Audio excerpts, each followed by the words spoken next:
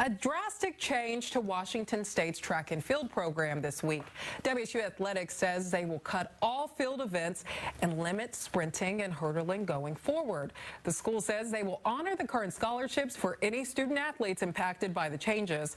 This comes after a judge recently ruled on a settlement that changes NCAA roster limits and allows schools to pay student athletes directly with revenue sharing. And Emmanuel Wells from Washington State. Ray Wells Jr. is a product of that track program. He's a former Coug sprinter and indoor All-American in the 60-meter dash. He graduated from WSU in 2021. Ray, thank you for joining us. Thank you for having me. So, Ray, you had an inside look at the inner workings of WSU's track program. What do you think about these cuts?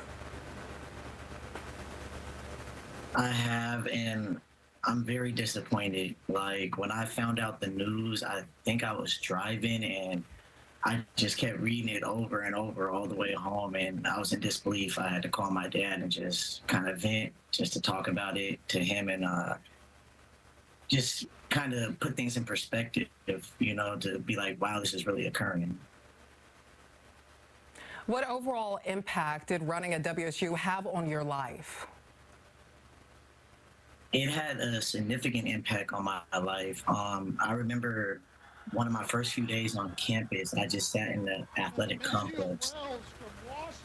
While doing so, I just soaked in the moment of looking at all the previous athletes that came before me. I was studying the 1998 Rose Bowl team. I have a great relationship still to this day, and I was in contact with John Chaplin and talked to him for like 3 hours.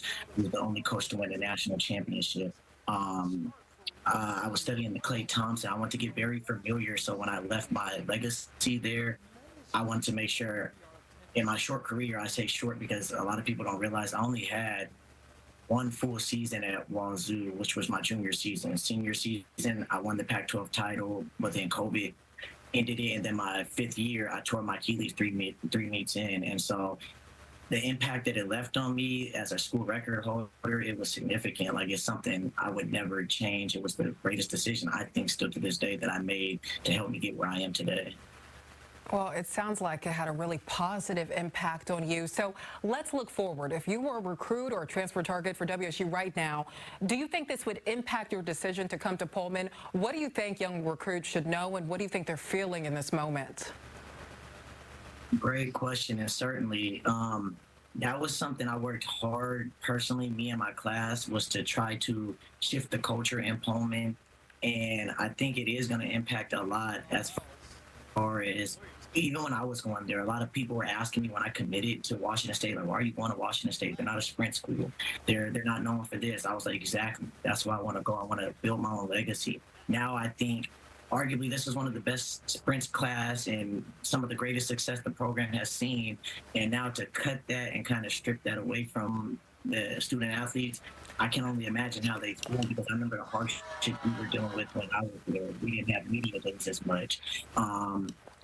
Nick Rolovich, who was the football coach at the time, Pat Chun, who was the athletic director, Mr. Kirk, who was the president, they all sent me messages at the time saying they can see the athletic department changing. Like, it's no longer football or basketball. And at the time, I was winning like male athlete of the year, the fastest time in the world, fastest time in the nation. You could see the shift occurring, but now to take that away, I'm thinking a lot of athletes are going to be like, what's the point? Because Pullman is not really a pinpointed mark for a lot of recruits to be like, I'm going to go here for this.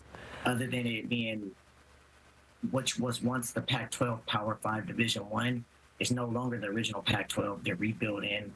It's a cold town, small town, secluded. People have reasons why they don't want to go. I just was one of the few who had reasons to go. So I think it definitely is going to impact a lot of decision making. Well, Ray Wells, thank you for your time. We appreciate having you on Washington News Wrap. Thank you.